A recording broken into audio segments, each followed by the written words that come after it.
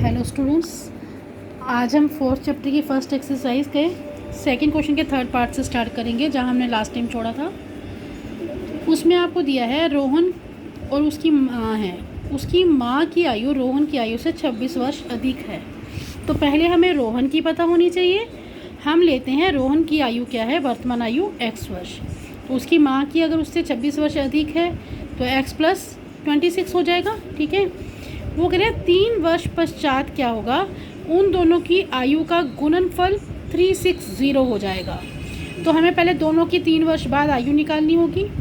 अगर आप इस वक्त 15 ईयर्स के हो, 15 साल के हो, तो 3 साल के बाद क्या हो जाओगे, 3 साल बड़े हो जाओगे। 15 + 3 हो जाएगा, प्लस करना पड़ेगा। तो इसी तरह से 3 वर्ष पश्चात जब आपको निकालनी है तो आपको +3 करना है दोनों की आयु में। तो इस तरह रोहन की आयु हो गई x + 3 और उसकी मदर की हो गई 26 में 3 प्लस कर लो x + 29। अब इन दोनों का गुणनफल x + 3 × x + 29 आपको दिया है 360। तो इस तरह से आप इसको ब्रैकेट खोलकर द्विघात समीकरण में बदलोगे।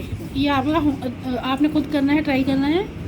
फोर्थ पार्ट में आपको दिया है एक रेलगाड़ी है, वो 480 किलोमीटर की दूरी तय करती है। ठीक है, अगर वो एक स्पीड से चलती है, हमने मान लिया वो x किलोमीटर से चलती है, तो रेलगाड़ी समय कितना लेगी। समय का क्या फार्मूला है, दूरी बटा चाल। दूरी कितनी है 480, चाल कितनी ली हमने x। वो कह रहे हैं अगर हम रेलगाड़ी की स्पीड को, चाल को 8 किलोमीटर प्रति घंटा कम कर दें, वो कम कर दें तो क्या हो जाएगी x - 8। तो फिर वो क्या समय लेगी, दूरी उतनी ही रहनी है, 480 / x - 8 हो जाएगा। अब जब यहाँ गाड़ी आहिस्ता चल रही है ना, स्पीड कम हो गई, गाड़ी आहिस्ता चल रही है। जब आप आहिस्ता चलते हो तो अधिक समय लगता है, इसका मतलब ये समय इससे बड़ा है। वो कह रहे हैं दोनों समय का अंतर है 3 घंटे।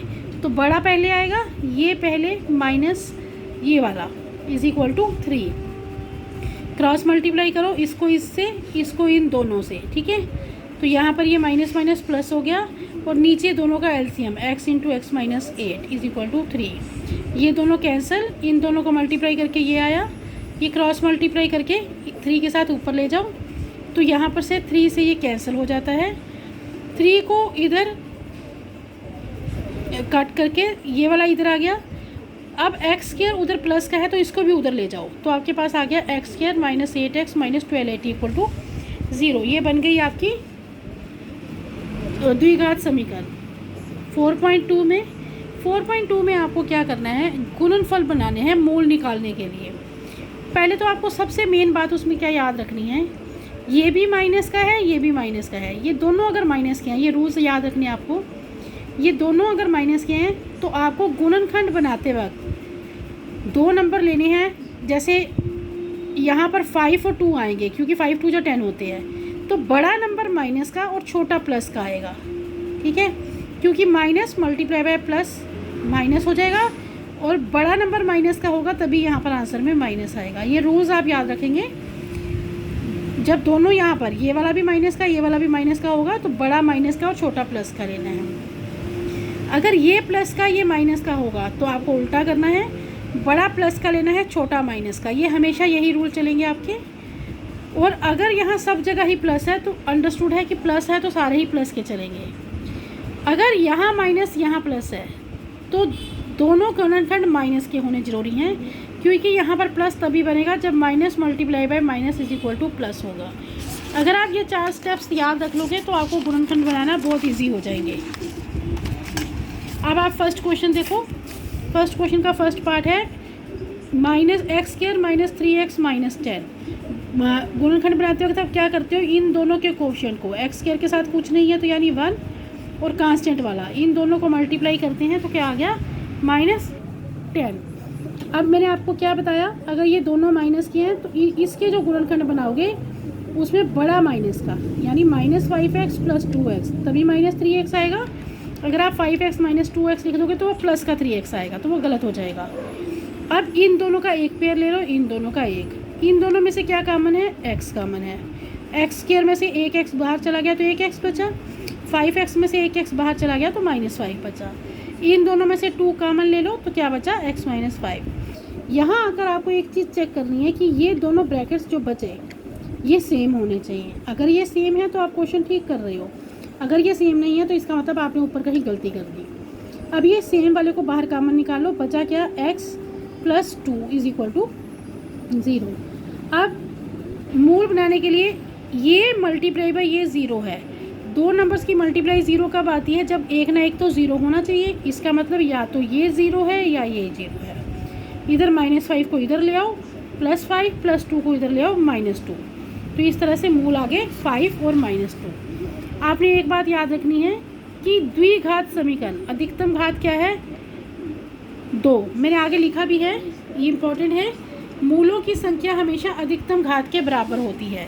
यहाँ पर अधिकतम घात 2 है तो आंसर में मूल भी 2 ही आएंगे, ठीक है। अब नेक्स्ट पार्ट, इसके कोएफिशिएंट को इसके कोएफिशिएंट से मल्टीप्लाई करो, -12। अब दो ऐसे नंबर ढूंढो जो जिनको प्लस करके 1 आए। अब इसके साथ कुछ नहीं है तो हम 1 लेते हैं, इसको प्लस करके 1 आए और मल्टीप्लाई करके -12 आए। अब यहाँ प्लस है तो बड़ा नंबर आपको प्लस का लेना है। 4x - 3x, 4 × -3 -12, 4 - 3 +1, ठीक है। अब फिर वही लो, इनके पेयर्स में से आप माइनस निकाल कर आप आगे इनकी कोशिश करो मूल कैसे बनेंगे। थर्ड पार्ट देखो, थर्ड पार्ट थोड़ा सा टिपिकल है। थर्ड पार्ट में क्या है, रूट है। अब करो इनके कोएफिशिएंट्स को मल्टीप्लाई। आपको पता है √2 × √2 2 होता है, 2 × 5 = 10, यानी इन दोनों की मल्टीप्लाई आ रही है 10। अब ये सारे प्लस किए हैं तो इसमें माइनस का कहीं भी कोई चक्कर नहीं है, कोई माइनस का साइन नहीं लगेगा। तो आप 7x बनाना है, 5 + 2 7, 5 × 2 10। तो रूट तो सिंपल बन गए, बट अब √2 वाली को कॉमन कैसे निकालें। इन दोनों में तो ठीक है x निकल जाएगा, इस 2 को आप ब्रेक करके लिखोगे √2 × √2। आपको पता है √2 × √2 2 होता है। अब इन दोनों में से x कॉमन निकालो तो ये बचा, इन दोनों में से √2 कॉमन निकाल दो, एक √2 बाहर चला गया तो अंदर एक ही। अब देखो ये दोनों आ गए सेम। मैंने आपको पहले ही बोला अगर ये दोनों सेम है तो आप क्वेश्चन ठीक कर रहे हो, अदरवाइज़ आपने कहीं गलती की है। अब इन दोनों सेम वालों को कॉमन निकालो, दूसरी ब्रैकेट में बचा x + √2 = 0। अब फिर दोनों को में से कोई ना कोई 0 होगा, दोनों को 0 के बराबर लेकर आप क्या करेंगे, इसके आंसर। और यहाँ पर नीचे √2 आएगा। आपको मैंने पहले भी बोला है हम √2 को नीचे डिनोमिनेटर यानी हर में नहीं रखते हैं, तो हम उसको रैशनलाइज करके उसका परिमेयकरण करके उसको सॉल्व करते हैं। फोर्थ क्वेश्चन में यहाँ पर अपॉन में 1/8 है, तो आप क्या करोगे, एलसीएम ले लोगे। 8 × 2 = 16, 8 × 1 = 8 अपॉन 8। नीचे वाला 8 जो है वो दूसरी साइड ले जाओगे, 0 से मल्टीप्लाई होकर वो क्या हो जाएगा, 0 हो जाएगा। अब मैंने इसको सिंपल कर दिया, इसको आप कंप्लीट करने की कोशिश कीजिए। फिफ्थ पार्ट है 100x² - 20x + 1। यहाँ प्लस यहाँ माइनस, मैंने आपको रूल्स में बताया है दोनों माइनस के आएंगे। अब इन दोनों को आप मल्टीप्लाई करो, 100 × 1 100। यहाँ हम लिखेंगे -10x - 10x, -10 और -10 -20, -10 मल्टीप्लाई बाई -10 = 100। आगे क्वेश्चन सिंपल है, आगे आप खुद ट्राई करो।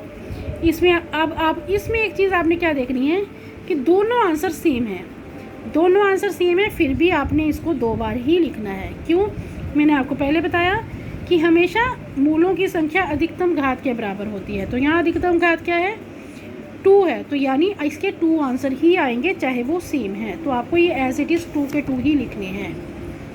आज आप इतना ही रखो।